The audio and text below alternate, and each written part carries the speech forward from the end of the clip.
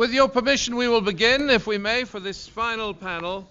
And it's a kind of combined panel, so we're going to look at economic issues and we're going to look at political issues, all wrapped up in one. And I'm very grateful to you all for staying with us. As a reward, those of you that have the stamina, there is a reception afterwards. Next door, right here, and to which you are all invited, if you would like a little refreshment after our deliberations. But our deliberations first. Now, where are we? On my extreme left, we have Mr. Nasser Khan, who is from the Ahmadiyya Muslim Association. Ahmadiyya, yeah. Ahmadiyya, that's it. Muslim Association in the UK. And he's joined us. We're very, very honored to have him with us. And on my immediate left, Cyril Svoboda, former Deputy Prime Minister of the Czech Republic, Minister of Foreign Affairs, Justice and Regional Development, and the Interior Chief Negotiator for EU accession from the Czech Republic. On my right, old friend, I think, to some of you here, Halldor Asgrimsson, who is former Prime Minister of Iceland and current Secretary General of the Nordic Council of Ministers, also former Minister for Foreign Affairs and for Justice, and of course our good friend, our host, Ribal Al-Assad, who is also with us here. We'll start straight away. And I haven't asked them who would like to go first, but maybe we'll go left to right if we may. Yes, sir. Hello, everyone. Yes, I'll introduce myself. Mohammed Nasser Khan. I'm the Vice President of the Ahmadiyya Muslim Association, United Kingdom. So firstly, I'd like to ask you if you've ever heard of this organization here in this room. Ahmadiyya Muslim Association. Well, Merton, yes. Absolutely. So 2 hands went up. 3, 4. Okay, you heard. Well, I heard of it because I met you in the previous break. Thank you. That's very recent. Huh? Okay. Well, perhaps that's the reason I asked, because obviously this is one of the reasons I think that we are where we are as far as the image of Islam is concerned. You know, our community has been in this country since 1914. The community built the first mosque here in 1924. And today somebody mentioned there were only 2 mosques here, the Regent's Park and Woking. Well, that's not true, because we've been here since 1924. I said the first mosque in London was indeed our mosque. And the reason you probably haven't heard of that is because the press choose not to publicize our community. And the reason, again, is very clear. We're too peaceful. And this is it. This is the problem. Peace does not sell newspapers. It does not buy television space. So, firstly, we have to accept this fact that the demonization of Islam that has taken place, this Islamophobia that everybody talks about, has a very real root in the media that is playing its part in this role. Secondly, our founder, Mirza Ghulam Ahmad, you probably never heard of that name either. In 1889, he proclaimed to be the reformer, the great reformer. Somebody mentioned earlier, we need a reformer. He came in 1889. He said, I have come to enlighten the Muslim world. I've come to tell them that I am the Jesus that they were waiting for, that's not here for the sword. The sword days are over for Islam. The days are here for the pen. We must fight our jihad with the pen. We must address all the issues of the world with the pen. Islam is a beautiful religion. The name itself, as we all know, means peace, and we must portray that peace from the Quran, from the Hadith.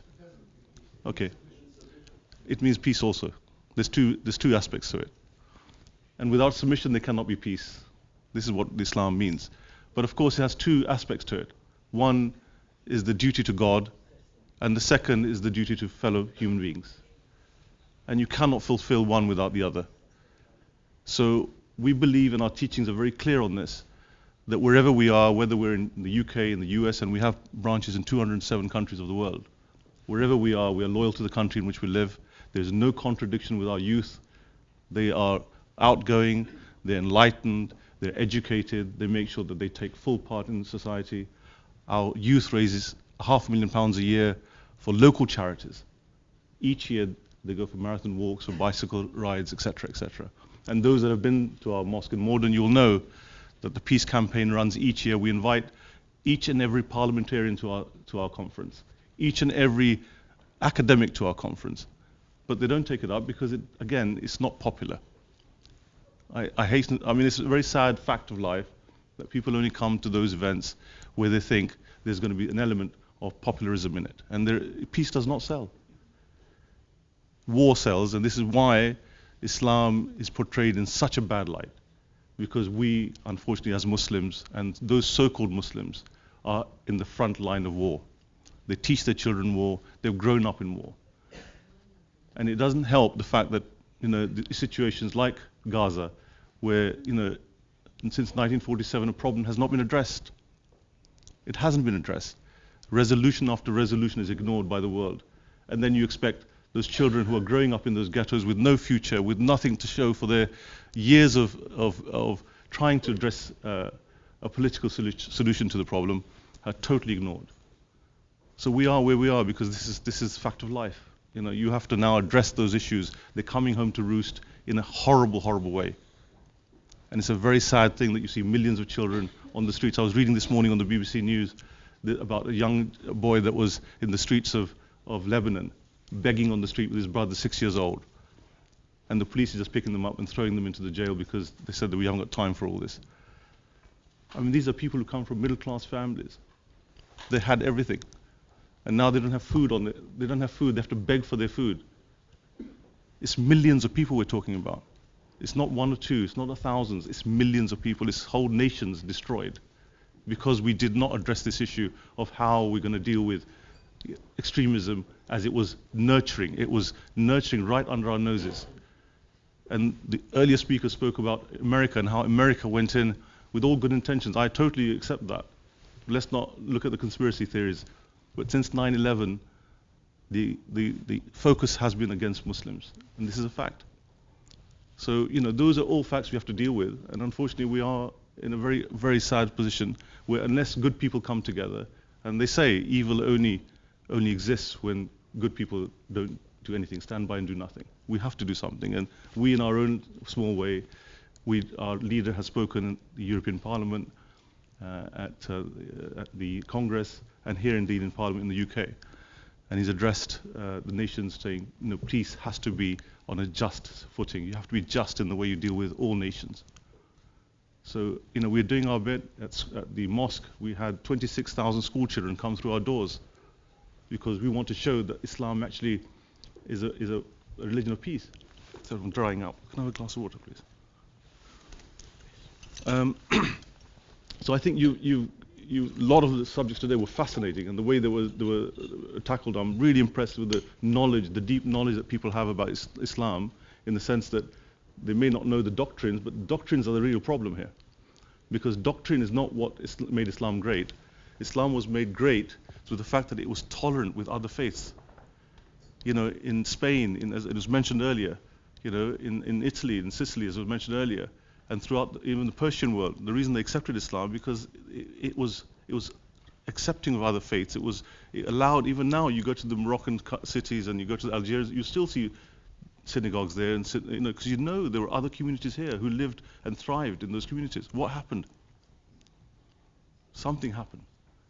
That mindset changed in the latter part of this century, or last century. It changed. So we have to take the blame for this to some extent.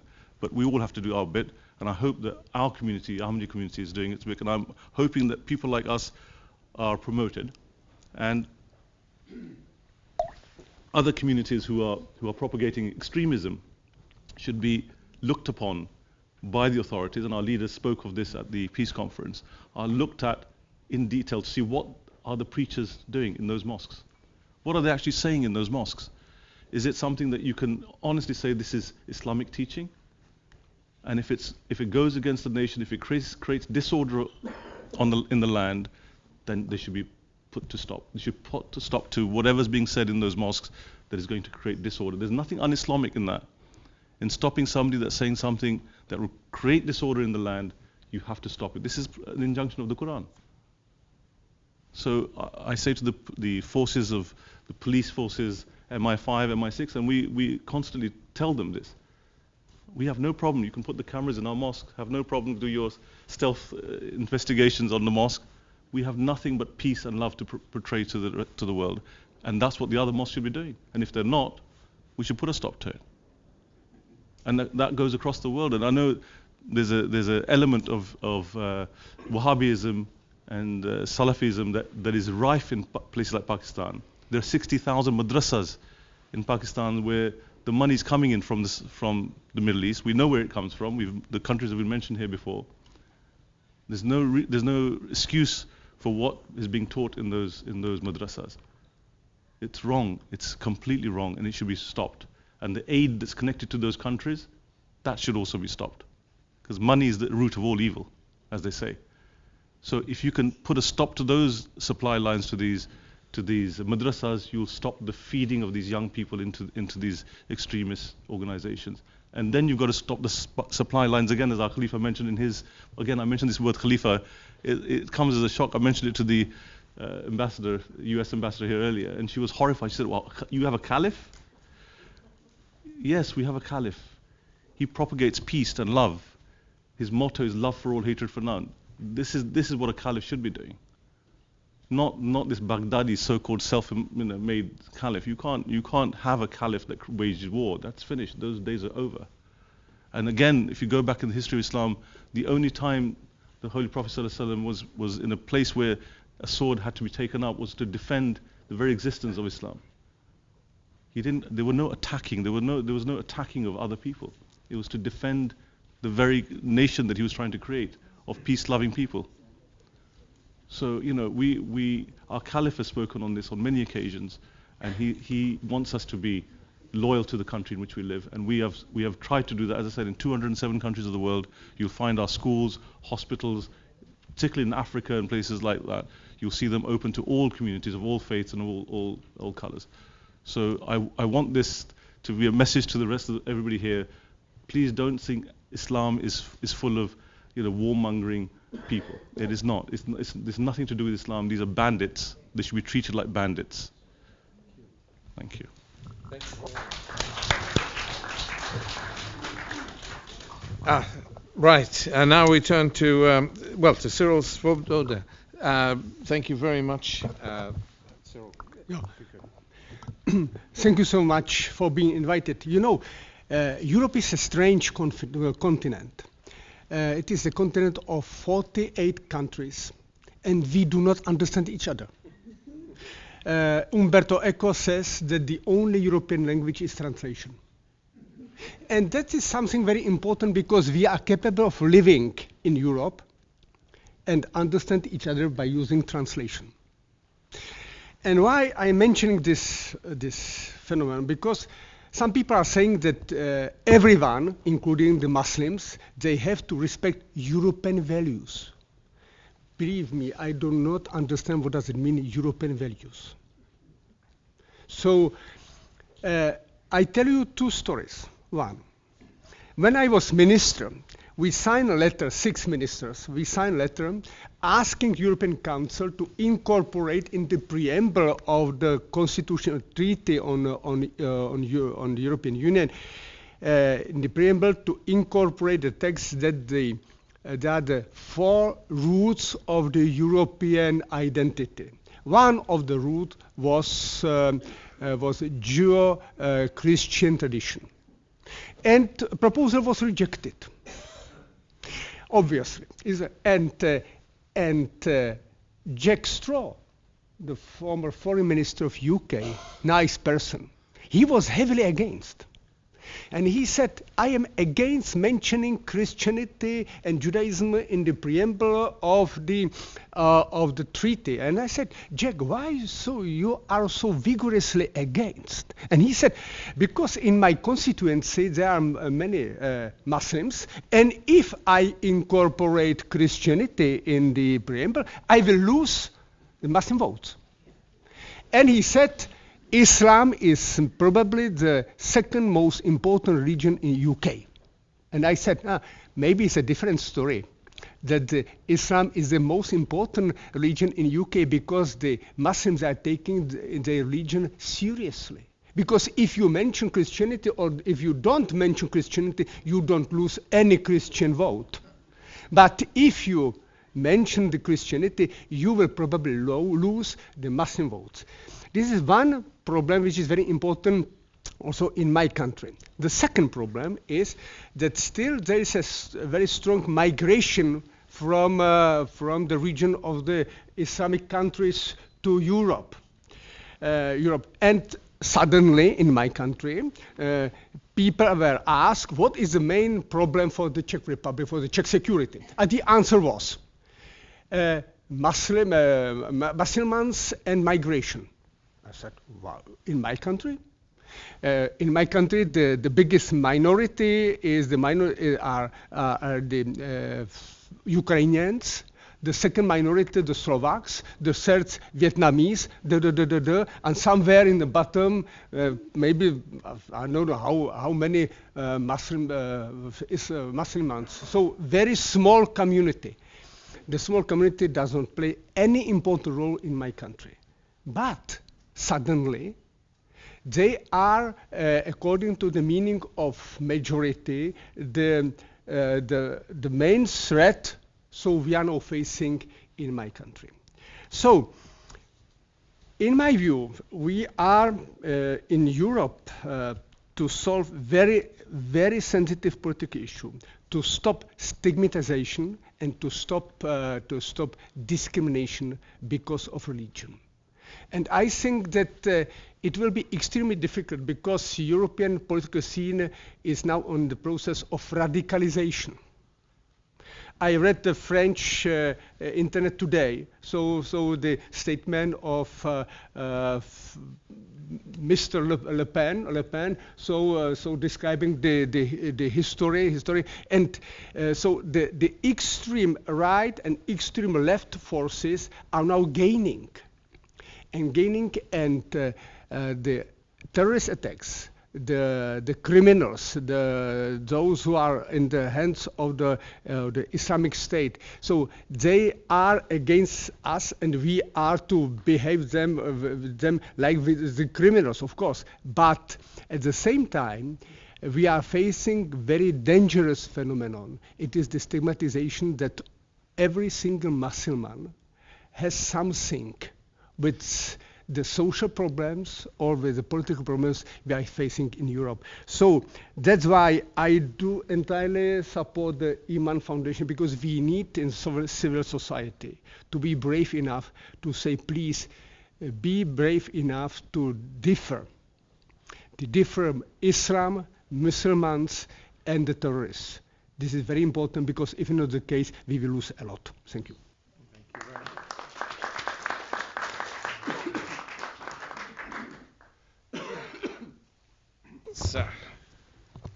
Well, thank you. I must start by admitting I'm no specialist on the Middle East, and I don't know the Middle East very well. But I am interested in peace, like everybody in this room. I am interested in human rights. I'm interested in the rule of law, and I'm interested in equality between men and women, and so on. I'm coming from the Nordic countries, and we were fighting each other for several hundred years, and Iman has actually been saying we can't compare the situation in Europe with the situation in the Middle East. You were fighting for democracy for several hundred years, and I'm afraid something like that will happen in the Middle East, that they will be fighting, I don't know, for the next decades or whatever. I don't remember anything but some fighting in the Middle East, and very difficult situation.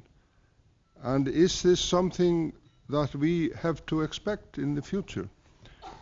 I think we have to be optimistic, because we have other measures today. We have the United Nations, we have the Security Council. We didn't have the United Nations a long time ago.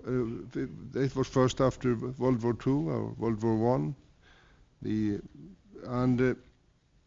So there is a different situation.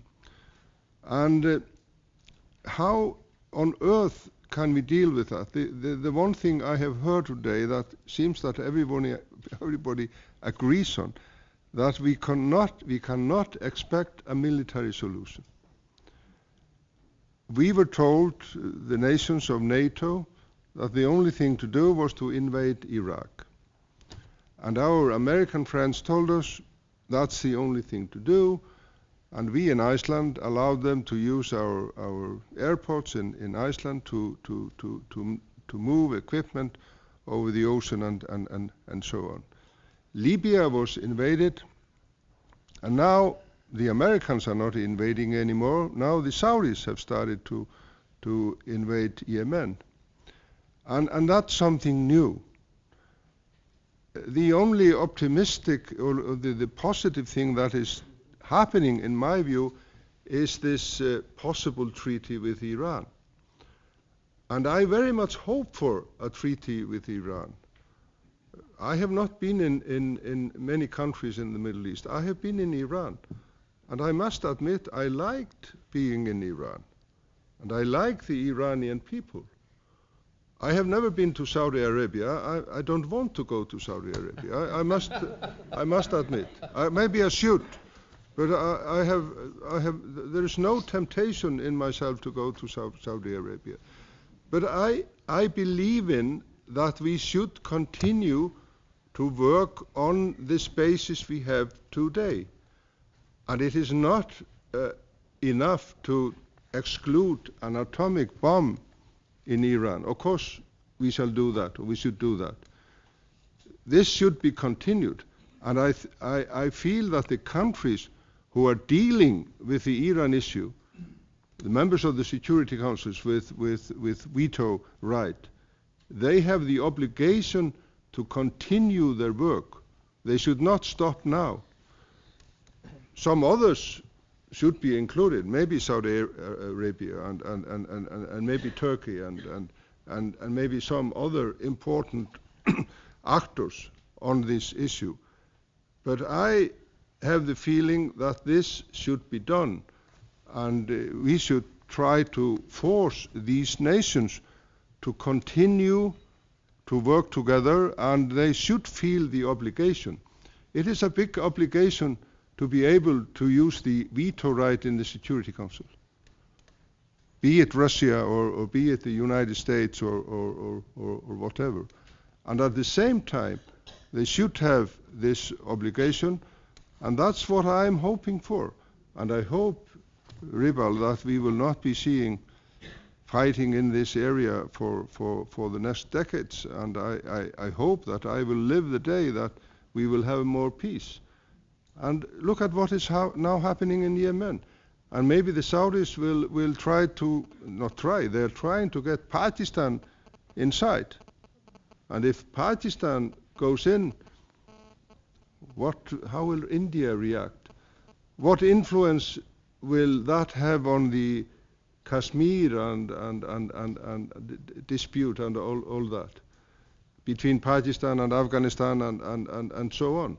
It has been said here today that this has influenced the relations between Europe and Russia. I'm not so sure about that, because I think the Russian dispute in Europe would have been there anyway. And I'm not either sure about that China and Russia are getting very close. I don't think so. I don't think China like to be very close to Russia. But maybe that's the way it's going. But this has to be, we have to try to make it otherwise. And that's how I think we have the obligation to continue to work on the basis that we have today, and that is the Iranian issue. Thank you. Thank you very much. Ribal, would you like to? Better to pass to questions, I think, just to pass to questions? No? Okay. We will. We will go to questions, and just to reiterate, Nasser Khan appealed for peace. Cyril Svoboda talked about the radicalization of Europe, and Halldor Asgrimsson appealed for rapprochement with Iran. We will take questions. We will come to the panel at the end of the questions. We'll have a wide-ranging batch of questions, and then we'll come to the panel and you'll have to remember the questions, or I'll give you a piece of paper if you like. But because we're going to answer in one fell swoop at the end, and have a wealth of questions that way, and you can pick and choose which ones you want to answer. I think it's better, and we'll romp along rather faster. And we'll try and give everybody a chance. We'll just see how we'll come to this gentleman who has spoken before, but he was impatient to come in the last session. Yes. Introduce yourself again too. Okay, my name is Reese Coker. I am a youth worker and a psychologist, and I'm also ex-military as well. This is to the room and to the panel. I'm about to do something which is either going to be wonderful for me, or it's going to be something that's going to blow up in my face. I'm going to produce a documentary which is going to bring together a load of far-right, extreme, radicalized young men that are Islamophobic, together with some Muslim young men on the other side. If I can find some Jewish young men as well to contribute into the mix. And I'm going to throw them into a Bear Grylls style military survival camp, where they're going to have to get incredibly cold, incredibly thirsty. They're going to have to work together on team challenges, and they're going to hate each other's guts at the beginning.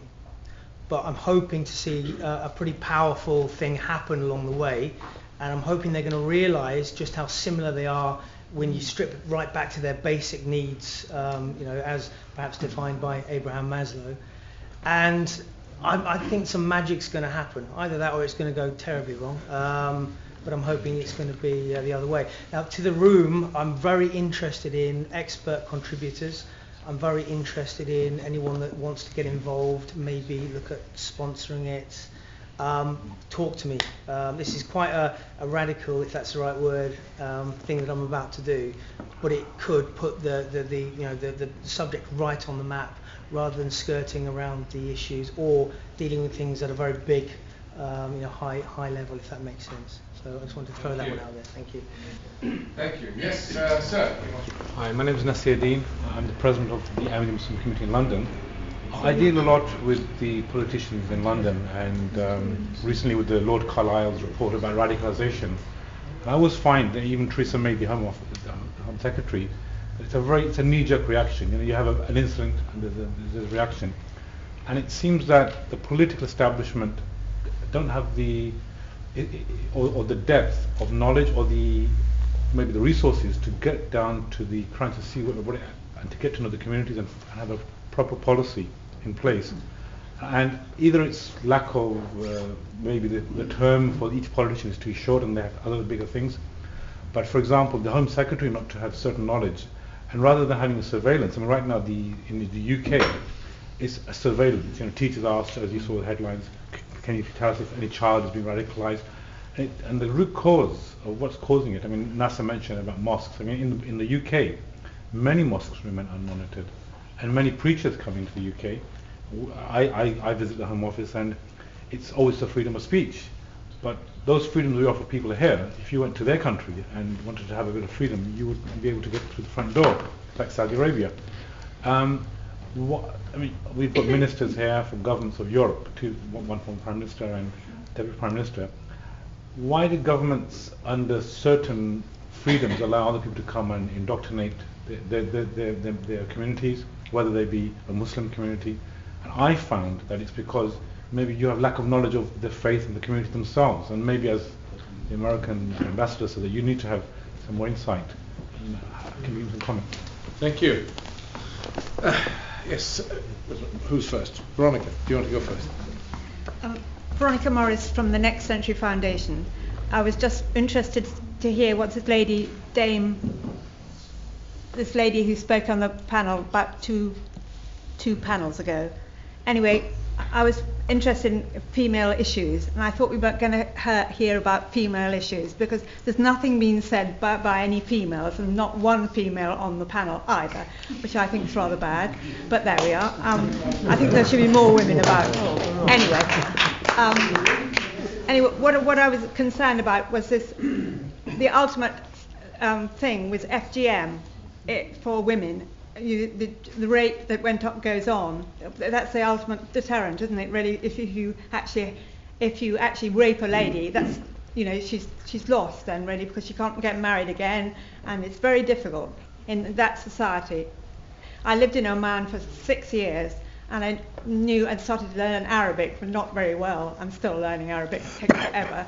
And I just feel one should know more about the situation. And as you say, you should know more. And what do we do to make this your group, Ahmadiyya, more powerful? You know, because people don't really know about it. And what should we do to make you more powerful? So you say it's a peaceful situation, and the actual bulletins of BBC don't take peace as a thing, as a very exciting. Anyway, so I just would like to know how you would promote that. Quite well said, actually. Our second panel was supposed to include discussion of women's empowerment, and we kind of didn't talk about that subject. So good point raised. Thank you. Shafiq wants to come in, but actually we'll bring in Shafiq, and then we'll bring in a lady behind you because. I think most of the problems that we talked about this afternoon relate to. He didn't introduce himself. Yeah, Shafiq Siddiqui, retired, doesn't do anything else besides that. Most of the issues that we've talked about relate to the education levels of Muslims all over the world. I come from India, and the last sort of report that was prepared by the Prime Minister on the Muslim situation showed very, very little education on the Muslim sort of community. Take Pakistan, I think the frontier region has hardly any education. Afghanistan, you can forget about education. So with that type of scenario in the Muslim world, what can we expect? They are going to be party to anything that is going to be said on as if it's coming from the scholars or from the local imam.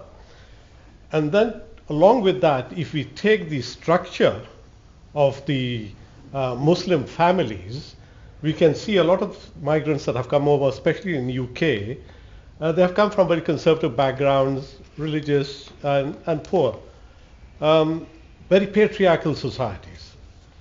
And that is very important because the children that grow up in such homes have very little opportunity to sit down and have a discourse with the adults. And I've seen that happen in my family when I was in India as well. But then I had a good education in the sense of I went to a missionary school.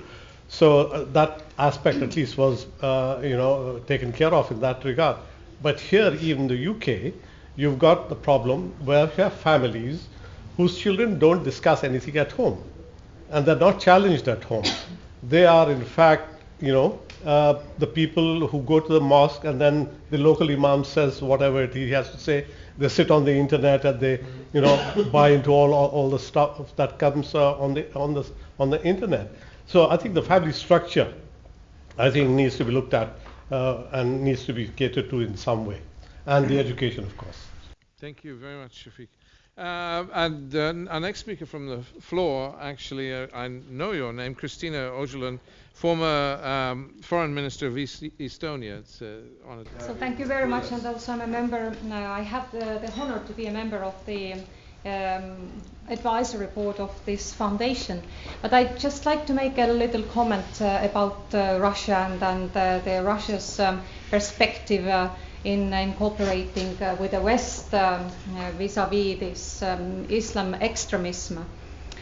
I believe that we should not really have too high expectations with Russia in this respect, and I think there are at least two reasons. The first reason is exactly the current political situation between the West and Russia. The conflict in Ukraine is not finished, and according to some resources it's even escalating, and imagine that on the one hand there is the controversy between Russia and the West, Europe and US, who have posed the sanctions on Russia. They are controversing with each other, and if we want to see them are sitting in another table discussing the joint purpose to fight against extremism or growing threat from ISIS, whatever, I don't simply think it's realistic. And the second reason is, knowing, and I've been working very much in foreign politics, concentrating exactly on Russia and on Russia's Kremlin's political thinking. Then I think that Kremlin will see this current situation in Europe, growing extremism inside European countries, growing the Islamic extremist problems in the region and in Middle East, and also influencing from the Middle East the situation, the Muslims in Europe. I think that in Kremlin, I'm sorry to say, but I believe that they are happy to see it, and they don't do anything to help us to cooperate with the West to try to find the solution of this situation. The gene has slept out from the bottle, in my view, at least from 2003, when we started with the Iraqi war, with the falsified reasons, I'm sorry to say, because there were no chemical weapons, and all this big contradiction, in my view, has started escalating from that time, and already from that time we found ourselves in contradiction with Russia in that time, but also there was a split among the European countries and European leaders in 2003. So I don't want to be too long, and I'm sorry not to be in the panel because I was not informed in advance to be in the panel, but just a very short notice or remarks about the Russia and the perspective of the cooperation with Russia. Thank you. Thank you so much.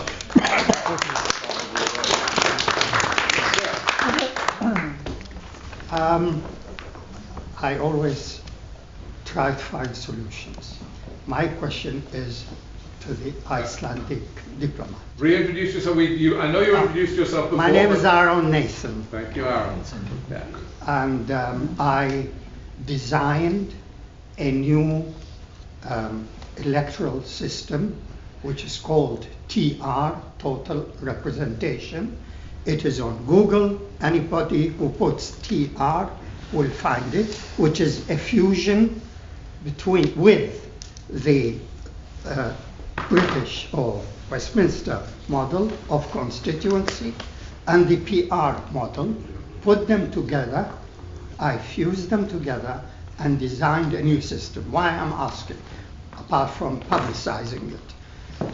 Iceland was the oldest democracy in Europe. It was before the Magna Carta, before anything. It's not bad. Now, one thing we have to remember, democracy, in order to be all-encompassing, it needs to have cohesion and solidarity. Religion is a dividing. We're talking about globalization. What we need is centripetal forces to bring together. We have to avoid anything which is centrifugal, which puts people when Aristotle talked about politics, he thought we should have countries, states of 100,000. Why? Because he was aware of the cohesion needed. Why I am discussing it with Iman Foundation? Because we, not only that democracy is not properly working in Europe, and as I said, when you look at TR, you see why it is not working in England, why it brought about the breakdown of the United Kingdom. It's all there. But I'm saying this because we planted democracy in countries in the Middle East without taking into account their population. Now we need a system which will bring the Copts and the Muslims in Egypt. We should bring all the people in Syria. And it is this which my question is for the gentleman from Iceland, to tell us how to do that, to help us finding a solution for this problem. Thank you, Aaron. Thank you very much. Yes, the lady. Yes. Thank you. Sorry. Oh, it's over. Yes. Cynthia Schneider, No, also for you. Sorry. I just wanted to answer the question, address the question about the importance of women, considering women's rights, and I'm just going to quote Hillary Clinton, who always has done a great deal to promote this cause, who always said women's rights are human rights. That's what she famously said in Beijing in 1995, which caused such a reverberation around the world. And since that time, there's been a great deal of research which has shown that support for women and girls as economically is the strongest way to give economic development support. If you put it in the hands of women and girls, it will grow the economy because it grows the whole family. The same thing is true, of course, politically. I mean, it's sort of glib to say if all these decisions, you know, if we look at the leaders who are involved in the Middle East, you know, it's a kind of glib thing to say if more of them were women, there'd be less conflict. And we're in the land of Margaret Thatcher, after all, so that's not always true. But there's no doubt that if women were more involved, had the opportunity to be more involved in the political processes in this country, I think there would be positive influence. It also relates to your question and point about paternalism and authoritarianism within the family. That is because these are essentially paternalistic societies. Again, if there was more empowerment of girls and of women in the family, that would be important. And just one more word on everyone's favorite ally, Bashar al-Assad. He is rampantly, and I emphasize rampantly, using rape as a weapon of war. And he is doing that very deliberately. Just as ISIS destroying cultural monuments destabilizes and takes away a foundation for identity. When you rape the women in the family, then you, first of all, as you point out, make them outcasts. Very often, and there are many, many accounts of this, I am not making it up, very often the women and the very young girls are raped in front of their fathers and brothers, which not only makes the women outcasts, but also has a terrible impact on the men in the family. I mean, that's very easy to imagine. They lose their strength and power. Fortunately, rape as a weapon is now officially recognized as a war crime. So if Bashar al-Assad is ever held accountable, that will be one of the crimes for which he's held accountable. Thank you. There was somebody else. So Justin, sorry, yes, of course, yes. Justin Glass.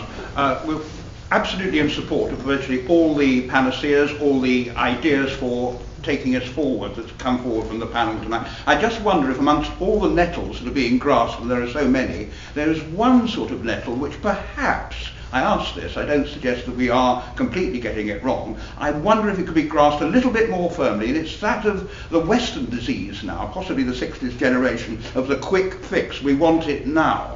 I mean, it's been said, for instance, that we ought to take, it's by our American friend here, that we ought to be taking a leaf out of the book of the Taliban, shall we say, and if they care about certain ways of doing things, perhaps we ought to look at that. We ought to look, I don't refer here to the destruction of monuments, but one of the ways that the extremists have of putting forward their points of view is by going locally to people in countries, village by village, supporting them, helping them. And the question here that we could be looking at is whether by means of education, whether by means of supporting a different version of Islam. We heard again of Shah Jahan's sons, one of whom was an extremist, one of whom wasn't. There are two versions, apparently, it seems from today, of Islam. Why are we not going out, even if it's a long process, and getting going the education of people generally out there who could be brought round. And here, if I may, there's so much in sympathy with what our gentleman on the far left of the panel was saying about wanting, as it were, the moderate Islamic voice to be heard, but it doesn't sell newspapers. I suggest that it does. Too many Islamic or Islamophobic people have spoken and they have made the news, but when any leader of the Islamic communities in England or elsewhere wants to get up and criticize the extremists in their own midst, they do get space in newspapers. They do. So perhaps we ought to be supporting in PR terms with money behind the PR, not necessarily about the bombs, because the military option doesn't work so well, we're told, and we ought to be thinking quite hard about a long-term campaign for education, for engagement, and for bringing around a peaceful reformation. It's a very difficult one. It takes time. It's not, as it were, inimical to the realpolitik, geopolitical ideas that have been espoused so much from the platform tonight. They're not in opposition. Thank you very much. We'll maybe draw, just only because we want to get to the reception, we will draw the questions to a close there. There's a lot of meat for the panel to tackle. I might just add a comment of my own. It's not exactly a chairman's prerogative, but I will break with the rules and just say the fact that we've been told here today that there 2,000 Muslims from the UK have gone to join ISIS. I have a friend in French intelligence who told me the French don't advertise the fact, but who said that the number going from France is, or they estimate now that it's gone from France, is 3,000. And then there are the recruits in the Middle East, and of course the biggest recruiting ground is the camps, the refugee camps, where young men have no future. We've pledged billions to these camps, and they are slums in many cases. I mean, we have one of our own team of interns at the back there has just come back from Turkey and can tell you afterwards in the reception if you like. But some of the camps conditions are atrocious, and the young men go to join ISIS. It's where they go because they have no future, and that is their future. And here in the UK, doubt it not, my interns are our source of information on this, and a couple of them are sitting right here. But places like SOAS, the sympathy for ISIS is considerable amongst young Muslim students. Now, here, educated young Muslims here in London studying in our universities have strong sympathy for ISIS. So why is that? You have to ask yourself, why is that? What is the disconnect that we have in our society that this is the case? And meanwhile, we are dealing with ISIS with bombing, which I don't know how effective that has been. At least when you see towns like Kobani, and towns like, I can never pronounce the names, Jisr al-Sakha, south of Baghdad. Jisr al-Sakha, is that how you pronounce it? Okay, which no longer exists. We've managed to bomb it off the map. We've managed to actually, I know that because my own daughter works for the Washington Post and went to this town I used to drive through on the Babel Road. It no longer exists. That's one way of liberating a town from ISIS, but I'm not sure it's going to work. We need to, in my view, and Ribal hinted at this, we need to give them, the Sunnis of Iraq, some sense of ownership of the future. And the first thing to do is to withdraw the de-Baathification laws. That those laws are still in place. We put them in place, not the Iraqis. We put them in place. Mr. Bremer put them in place. And the Iraq law number 1, de-Baathification law. The Tay has passed for that.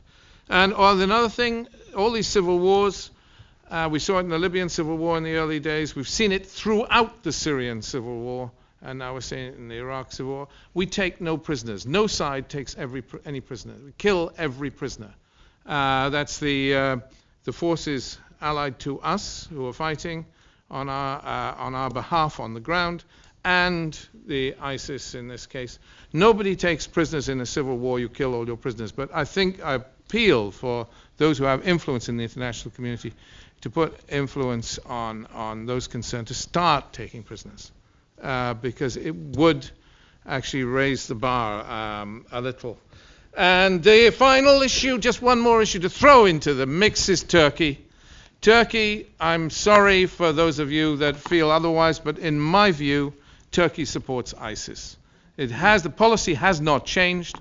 Turkey strongly supports ISIS, and this is a member of NATO, and we can't bring Turkey to heel. So we need to think very seriously about what's going on. If you want to deal with this situation, if we want to deal with this situation, then Turkey is a major problem for us. And these little cosmetic gestures of picking up one or two British kids and doesn't change Turkey's fundamental policy of supporting ISIS. There are reasons for that. There are the hatred of the PKK and so on, but nonetheless, Turkey has to be considered very carefully, in my view. So I've abused the position of chairman. We turn to the panel, who have a lot of meat to tackle, and then we'll... Sir. Yeah. Well, I think a lot of these, the sort of pendulum swings towards education in each case, but having heard what was said about SOAS, it sort of takes it to the other extreme as far as education is concerned. So you've got two different problems here. One, lack of education in places like Pakistan. So the only education available to most children, Muslim children in Pakistan, is through the madrasas. And I mentioned them before, that these are Wahhabi, Salafi education institutions. They just produce hatred. That's all they produce. They produce children who are not going to be enlightened with any other education other than what the Salafis want them to learn. So that's the first thing that's got to stop, that kind of education. And then the real education, and I mentioned the aid situation, that the British government and European countries, and in fact even Pakistan, even America, has funded a lot of the aid projects in Pakistan, but in fact nobody's actually checked to where this aid is going. And I wouldn't be surprised if a lot of that is ending up in those hands where it's least likely to do any benefit to those children. So I think that needs to be looked at very carefully. As far as SOAS is concerned, I know this for a fact, when my own son went to SOAS, and in fact, because he didn't grow a beard that he could grab with his fist, he was ousted from the group, and he was treated very badly by students in SOAS, and he reported it to the Vice Chancellor, and very little was done about it, I can tell you. There seems to be a culture, and I know this happens in universities generally, that there's people are disillusioned youth, or people with, we used to have the hippies, we had all sorts of situations going on in the 60s and 70s. This is something that the Muslim youth have seemed to have grabbed in the universities, and it's unfortunately very, very good hunting ground for the extremists and the mullahs and those people who supposedly are enlightened with knowledge of Islam. They come with their own corrupt version of Islam, and they seem to be pushing this towards the universities in a big way. Again, I think the authorities need to take radical steps in this regard. I know the freedom of speech is often thrown as the reason why we must allow this to go on. No, we must not allow this to go on. Anybody who preaches hate, you just put a stop to them coming into the country. We've approached the Home Office before. We've told them who these people are. Generally, they're the same people that propagate hate against minorities in Pakistan, in Indonesia, in Saudi Arabia. It's the same people. We know exactly who they are. There's a whole list of them. And you can watch the television programs. The channels are rife with them. The Pakistani channels, all the channels that come from the Middle East. You can pick those people out. They come in regularly, and unfortunately there's no stop on them. They should be stopped from coming into Europe altogether, because they are corrupting the mind of our youth. So I think education is a major problem. As far as the women's issues are concerned, it's always a grudge bearer with most people who don't know much about Islam or Islamic history, that they think that our women are oppressed. You just need to come into my house to know that I'm the one who's oppressed. But the thing is, as far as our women are concerned, the rights were given to them 1400 years ago. They have a right of ownership of property. They have a right of ownership of land. Whatever they feel they own is theirs. So that's the first thing that needs to be understood. Women are not our chattel, as was even the case in Europe only until 200 years ago. They are independent. They have ownership rights. So that needs to be put across to the wider community, that there are rights for women. We should celebrate the fact that we're different. Women have certain biological assets which enable them to produce children. We can't do that. They have to do that. Nurturing them is a very, very important part of the problem that has taken place in Pakistan and elsewhere, where the women have just given up their children to these madrasas. I think women have to accept some of the responsibility that they've given away these rights as a woman, as a mother, and the respect that was in our societies for these women has somehow gone. I don't know where it's gone, but it's gone. And if you see in the war, generally, even if you look at Bosnia and what happened there, rape was a weapon of war. It's always been like that. But in Islam, that was forbidden. So it is forbidden. There's no question this is un-Islamic practice. And as far as FGM is concerned, that's of course a totally un-Islamic practice. It's always linked to Islam. I don't know how it's ended up that way. There are old cultures that predate Islam, and somehow they remain in some of those cultures that happen to have Islam as their religion right now. But it has absolutely nothing. And again, it's totally anti-Islamic as far as our community is concerned. In fact, most Muslim scholars will tell you the same thing. So I think on those issues, we were very clear. As far as the humanitarian grounds are concerned, I think the common factor you were talking about, the commonality has to be humanity. There has to be an element, a baseline amongst all religions and all faiths, or no faith. There should be a baseline, and that should be humanity. We, in fact, as a community, we have an organization called Humanity First, and the reason why we called it that, because we didn't want it to attach to us or Islam in any way. It's independent, it assists in disasters around the world. We give this without any attachment to us at all, so that it's taken in that vein. It's for humanitarian purposes. And I'm sorry I can't help you with your program, but I hope that it's a success. But I think you will struggle to find people who are going to take part in this and be totally level-headed in the current climate. I hope it works. Thank you. I'm hoping they won't be level-headed. Oh, right, well then good luck. Thank you. I hope so. I hope it works. Cyril. I'm going just to answer the question of the education. Very difficult. Because, yes, of course, it is important to educate.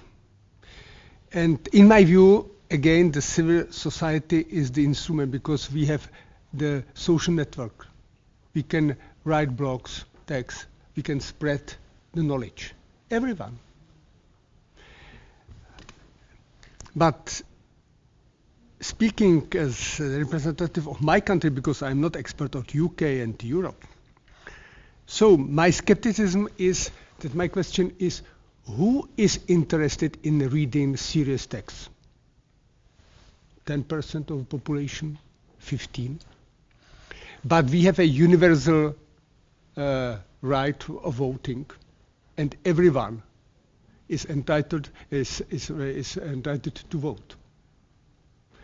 And the politicians, speaking from my experience, they know how to solve the problem, but they want to win the next elections. So, and sometimes there's a conflict, because you want to win. At the same time, you know what is right to be said or what is right to be done.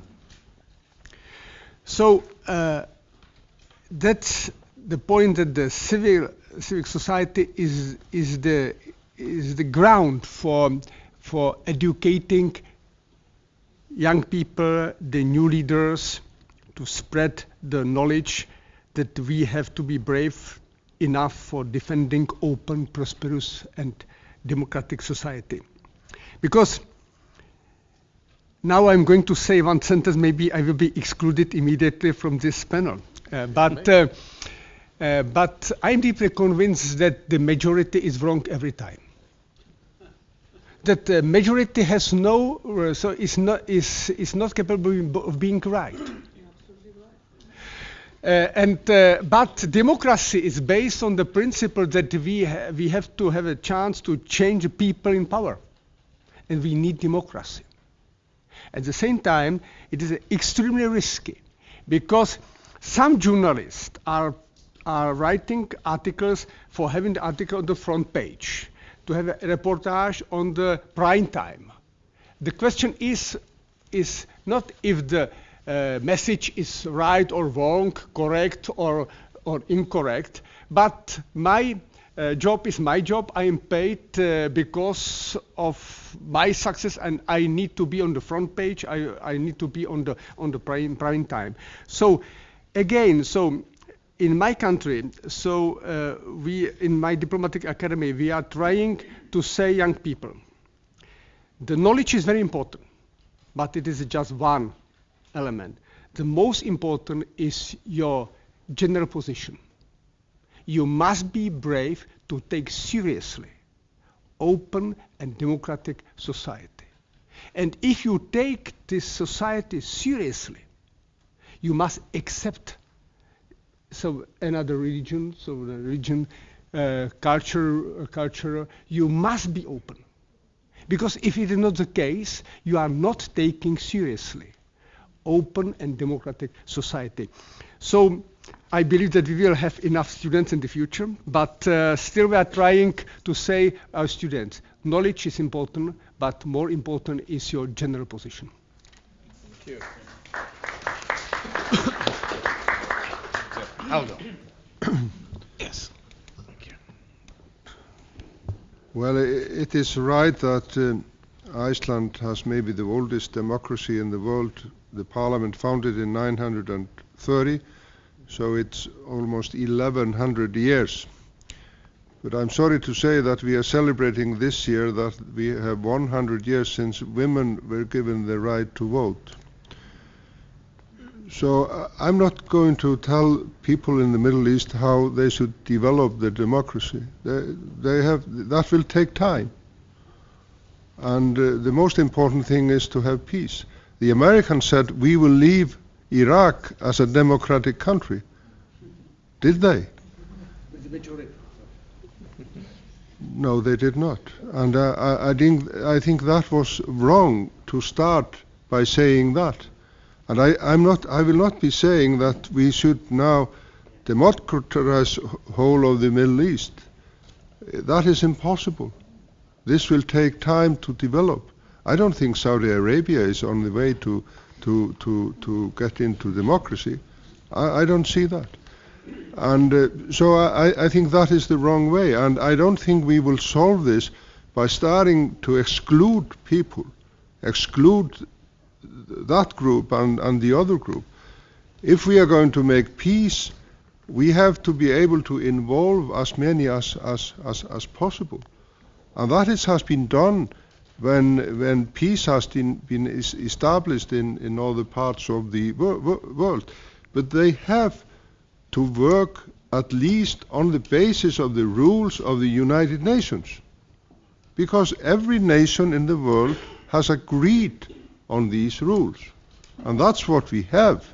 I'm not going to tell them to follow our rules in Europe. I'm going to tell them you have to stick what you have agreed on in the United Nations chapter. And that is enough for me. But you say it is education. Of course, education is important. But why on earth are 8 boys from a rather small town in Norway all going to ISIS? And some of them have already died. They were educated young people. They were living in the one of the richest country in the world, the country where they have every possibility. This is not just because of education; it's something else. And this is what is also very scary, that we find even people in the Nordic countries, where people have opportunities, a lot of opportunities. They are also going to join ISIS. And therefore, we are, of course, interested in, as others, in helping, in trying to solve this terrible situation, which is not local. It is right, what has been said here, it is global. Thank you very much, Halldor. Starbuck is drawing us to a close. He's there like with the whip. But Ribal, your last final words? Just a final word of... Thank you, Mr. Well, I'd like to thank everyone for coming here today, and thank you very much, William, for being, the chairman today, and helping us into this discussion. Thank you very much, our dear advisory board member, our distinguished guest, for coming and being part in such interesting discussions. But I hope that there are things that we could do together in the future and work on programs together to be able to get something tangible and something, to promote our ideals of we should have dialogue between religions. We should have dialogues between cultures and between interfaith dialogue. It's very much needed today in Islam. And I disagree with with some of the things that were said. I think that education, of course, is the most thing that is needed today in the Middle East. And funds, we need Western countries who have a huge amount of funds compared to Saudi Arabia and Qatar. Even though some of the people might think just because they have oil, they still are considered poor countries in Western. If you compare to the Western, they are very poor countries. But the amount that they spend, the little amount that they spend, it's enough to create chaos. You don't need a lot of money to create chaos, but you need a lot of money to be able to build nations and to be able to build peace between people around the world. So we have to invest more in instead of, for example, for the U.S., which I remember just to give you an example, the money that they were paying before for democratization around the world, it was around $600 million, as I remember. Egypt was 60 million, and then right before the revolution, it went down to 20 million. This is really nothing compared to the billions of dollars that is being spent by Saudi Arabia and Qatar and other Gulf countries to promote, the madrasas, to promote the messages of hatred, to open satellite TVs, which they cannot even use if it wasn't because of us. They don't even have their own satellites. How could they launch a satellite? So if we can't even stop those satellite television channels who promote hatred, incite hatred and violence, and stop those websites who do the same, and then ask ourselves, how do our kids here in Europe get radicalized? This is very easy because yes, years ago when the internet was not available, it was a very difficult thing, but today everybody is getting radicalized in their bedrooms, in their homes, and as you said, mainly they're young people, because young people are looking for action. Young people are looking for something different. Young people, mainly teenagers, are, they are with these video games. They think it's exciting. They think it's adventurous, and they're looking for a better life. And all those people are giving them that. They're through the internet, through Twitter. They're giving them that. This is a 5-star jihad. You will, you'll come before going to heaven and meeting your 70 or 80, versions. You will have very nice 5-star holidays, in Syria, fighting, taking villas, taking girls, taking whatever you want, jihad and nikah and whatever else you can have.